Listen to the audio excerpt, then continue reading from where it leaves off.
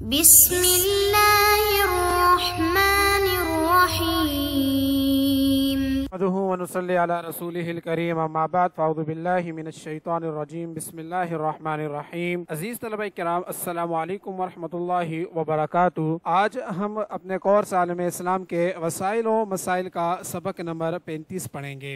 آج کا ہمارا سبق ملک بوسنیا کے حصہ اول پر مشتمل ہوگا۔ آج کے سبق کی جانب جانے سے پہلے پچھلے سبق کا خلاصہ جان لیتے ہیں۔ پچھلا سبق ہمارا ملک بنگلہ دیش پر تھا اور یہ اس ملک کا آخری حصہ تھا۔ پچھلے سبق کے اندر ہم نے بنگلہ دیش کے وسائل پر بات کی تھی۔ سب سے پہلا پوائنٹ پچھلے سبق کا ہمارا اس ملک کی قدرتی گیس تھی۔ اسی طرح پچھلے سبق کے اندر ہم نے جس دوسرے پوائنٹ پر بات کی وہ ملک کے بنگلہ دیش کی معدنیات تھی۔ تیسرے پوائنٹ کے اندر ہم نے اس ملک کی زراعت پر بات کی۔ اسی طرح پچھلے سبق کے اندر ہمارا چوتھا پوائنٹ اس ملک کے آبی وسائل تھے۔ تو یہ پچھلے سبق کی اہم ابحاث تھی جس پر ہم نے بات کی۔ آج کے سبق کی جانب جاتے ہیں اور جانتے ہیں کہ آج کے سبق کے اندر ہم کن کن ابحاث پر بات کرنے جا رہے ہیں۔ جیسا کہ پہلے بتایا ہے کہ آج کا ہمارا سبق ملک بوسنیا کا پہلا سبق ہے اور اس پہلے سبق کے اندر ہم آج اس ملک کا تعارف پڑھیں گے۔ اس تعارف کے اندر آج ہم نے 5 پوائنٹ بنائے ہیں۔ پہلے پوائنٹ کے اندر ہم اس ملک کے محل وقوع پر گفتگو کریں گے۔ دوسرے پوائنٹ کے اندر ہم اس کے جغرافیائی خدوخال جاننے کی کوشش کریں گے۔ تیسرا پوائنٹ آج کے سبق کا اس ملک کا رقبہ ہوگا۔ چوتھا پوائنٹ اس ملک کی آبادی ہوگا اور آج کے سبق کا ہمارا سب سے آخری پوائنٹ اس ملک کے اندر بولے جانے والی زبانیں ہوگا۔ تو یہ 5 آج کے سبق کے اہم پوائنٹس ہیں جس پر ہم بات کریں گے۔ تو چلتے ہیں آج کے پہلے پوائنٹ کی جانب یعنی ملک کے بوسنیا کے محل وقوع کی جانب اور جانتے ہیں کہ اس ملک کا محل وقوع کیا ہے۔ پورا نام فیڈریشن آف بوسنیا ہے۔ اس ملک کی وجہ تسمیہ جانتے ہیں کہ اسے بوسنیا کیوں کہا جاتا ہے۔ بوسنیا نامی دریا کے منبع اور بالائی طاس کے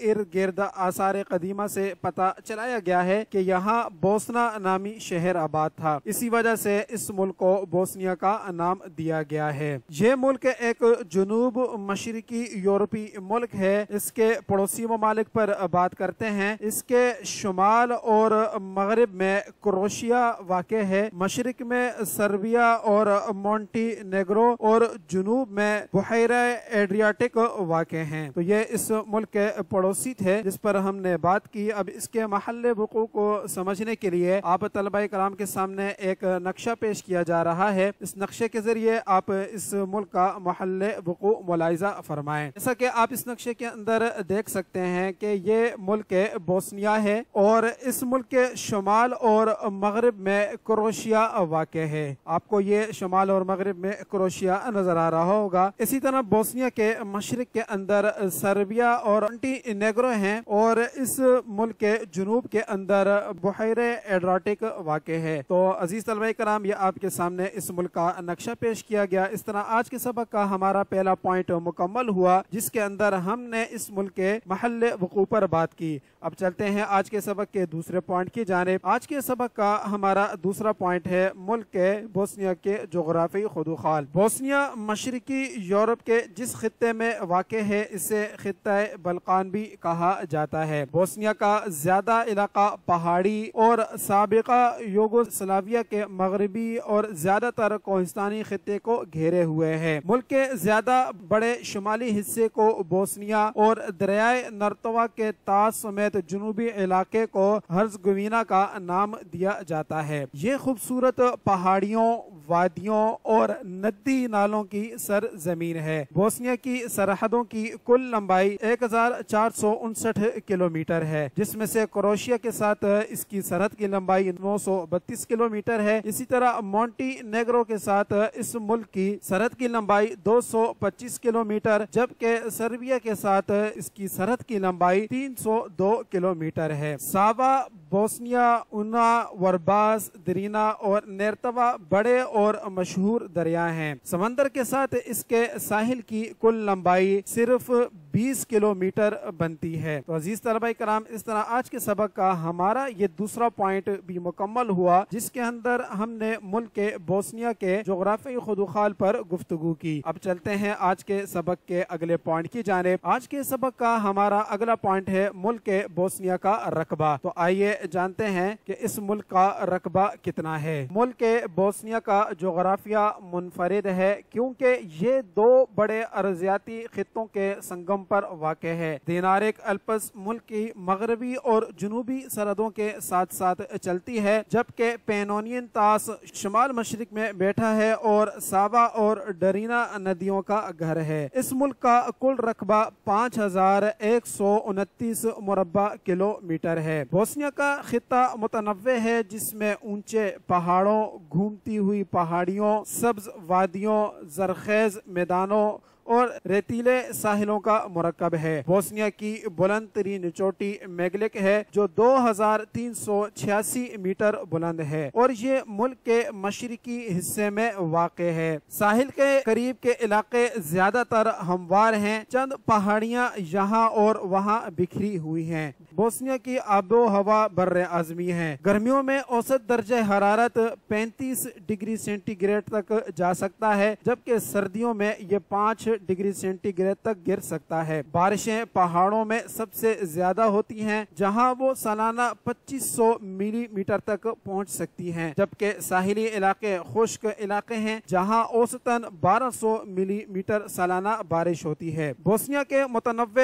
مناظر نے ملک کے اندر ثقافتوں اور روایات کا ایک منفرد امتزاج پیدا کیا ہے۔ آبادی کی اکثریت بوسنائی، کروشین یا سربائی زبان بولتی ہے اور اسلامی آرتھوڈکس یا کیتھولک مذہب کی پیروی کرتی ہے۔ یہ تنوع ملک کے فن تعمیر، کھانوں، موسیقی اور ادب میں جھلکتا ہے۔ بوسنیا کے بڑے شہروں کے بارے میں جانتے ہیں کہ اس کے بڑے شہر کون کون سے ہیں۔ بوسنیا کے بڑے شہروں میں بانجا لوکا، دوبوج، پرجڈور، موستار، تزلا اور زینیکا شامل ہیں۔ بوسنیا کی مواصلات کے بارے میں جانتے ہیں۔ بوسنیا میں ریلوے 1100 کلومیٹر طویل ہے۔ اس ملک کے پاس 28 ہوائی اڈے ہیں اور اس ملک کی بندرگاہوں کی تعداد 7 ہے۔ 22,000 کلومیٹر سڑکوں کی لمبائی ہے۔ بوسنیا کا علاقہ دلکش مناظر اور بھرپور ثقافتی روایات کا گھر ہے۔ یہ ایک ایسا ملک ہے جس نے ماضی میں بہت سے چیلنجز کا سامنا کیا ہے، لیکن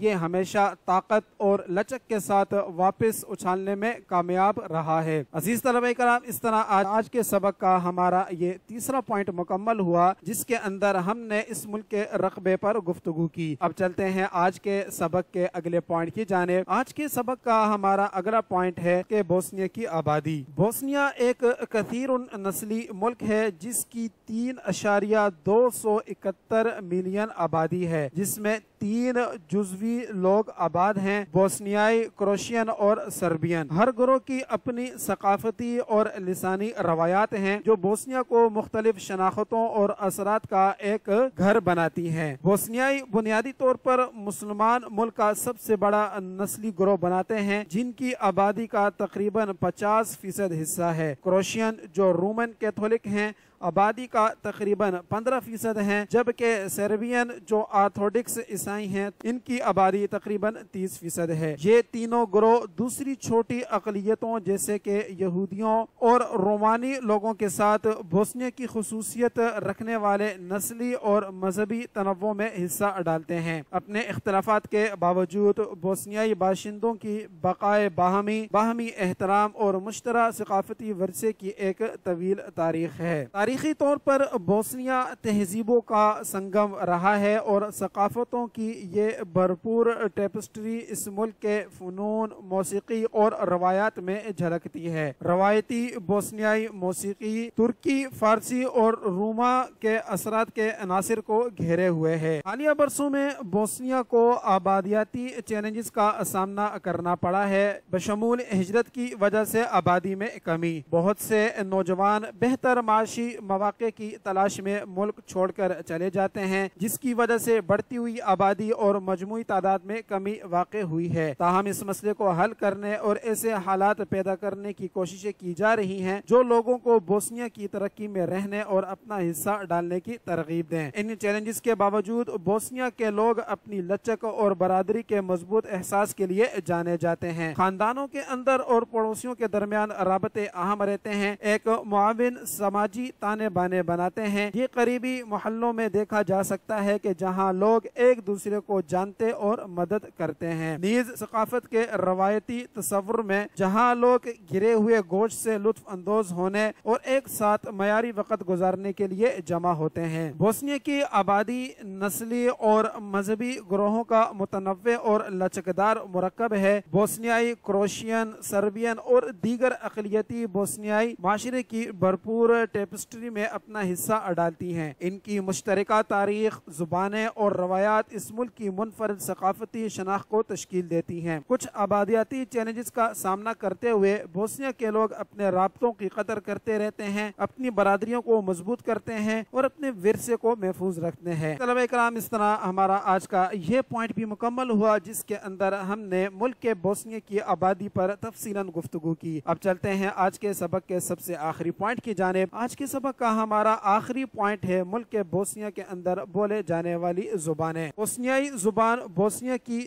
3 سرکاری زبانوں میں سے ایک ہے۔ کروشین اور سربین زبان کو بھی سرکاری زبان کا درجہ حاصل ہے۔ ان تینوں زبانوں کو اجتماعی طور پر سربو کروشین زبان کہا جاتا ہے۔ سربو کروشین 19ویں صدی کے دوران خطے میں جنوبی سلاوی بولیوں کے بولنے والوں کے لیے معیاری زبان کے طور پر تیار ہوا ہے۔ یہ نوٹ کرنا ضروری ہے کہ اصطلاح سربو کروشین خالصتاً ایک لسانی اصطلاح ہے اور ان زبانوں کے بولنے والوں کے درمیان کسی مشترکہ سیاسی یا ثقافتی شناخت کا مطلب نہیں ہے۔ اس کے بجائے یہ ان کے درمیان لسانی مماثلت اور فہم کی نشاندہی کرتا ہے۔ بوسنیائی، کروشین اور سربیائی الفاظ گرامر اور نحو کی ایک اہم ڈگری کا اشتراک کرتے ہیں، تاہم کچھ تغیرات بھی ہیں جو علاقائی اختلافات اور تاریخی اثرات کی عکاسی کرتے ہیں۔ ان بوسنیائی زبان خاص طور پر 20ویں صدی کے آخر میں یوگو سلاویہ کے ٹوٹنے اور ایک آزاد قوم کے طور پر بوسنیا اور ہرزگوینہ کے قیام کے بعد ایک تسلیم شدہ معیار کے طور پر ابھری۔ یہ پہچان ان لسانی خصوصیات پر مبنی تھی جو بوسنیا کو کروشین اور سربین کے علاقائی معیارات سے ممتاز کرتی ہیں۔ تحریر کے لحاظ سے بوسنیائی زبان انگریزی کی طرح لاطینی حروف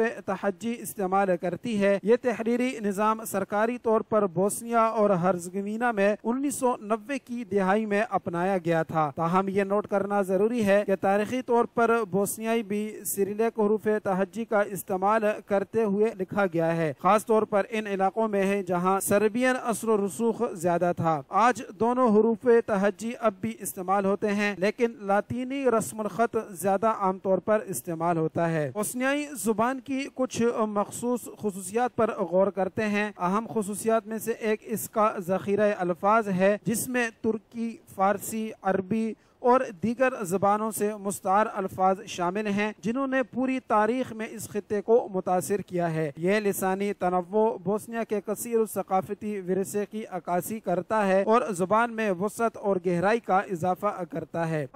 قابل توجہ ہے کہ بوسنیائی زبان نے کئی قدیم خصوصیات کو محفوظ کر رکھا ہے جو اب دوسری جنوبی سلاوی زبانوں میں نہیں پائی جاتی ہیں۔ ان خصوصیات میں صوتی اور مورفولوجیکل عناصر شامل ہیں جو زبان کی نشوونما کے ابتدائی مراحل سے تعلق رکھتے ہیں۔ قدیم عناصر کا یہ تحفظ بوسنیائی زبانوں کو ایک منفرد کردار دیتا ہے اور اس کی تاریخی اہمیت کو مزید اجاگر کرتا ہے۔ بوسنیائی زبان بوسنیا کے ثقافتی اور لسانی ورثے کا ایک لازمی جزو ہے۔ یہ وسیع تر سربو کروشین زبان کے خاندان کے اندر ایک الگ علاقائی معیار ہے۔ بوسنیائی زبان منفرد الفاظ، پیچیدہ اسم صورت، زبانی پہلو امتیاز اور قدیم خصوصیات پر مشتمل ہے جو اسے کروشین اور سربین زبان سے الگ کرتی ہے۔ جیسے جیسے بوسنیا ایک قوم کے طور پر ترقی کرتا جا رہا ہے، بوسنیائی زبان اپنے لوگوں کے لیے رابطے، شناخت اور ثقافتی اظہار کا ایک اہم ذریعہ بنی ہوئی ہے۔ عزیز طلبہ کرام، اس طرح آج کے سبق کا ہمارا یہ آخری پوائنٹ بھی مکمل ہوا جس کے اندر ہم نے ملک کے بوسنیا کی زبانوں پر تفصیلاً گفتگو کی۔ آج کے سبق کے اختتام کی جانب جانے سے پہلے آج کے سبق کا خلاصہ خلاصہ جان لیتے ہیں۔ آج کا سبق ہمارا ملک کے بوسنیا کے حصہ اول پر مشتمل تھا۔ آج کے سبق کا ہمارا پہلا پوائنٹ اس ملک کا محل وقوع تھا۔ دوسرے نمبر پر ہم نے اس ملک جغرافی خدوخال پر تفصیلاً گفتگو کی۔ آج کے سبق کا ہمارا تیسرا پوائنٹ اس ملک کا رقبہ تھا۔ چوتھے نمبر پر ہم نے اس ملک کی آبادی پر بات کی۔ اسی طرح آج کے سبق کا ہمارا پانچواں اور سب سے آخری پوائنٹ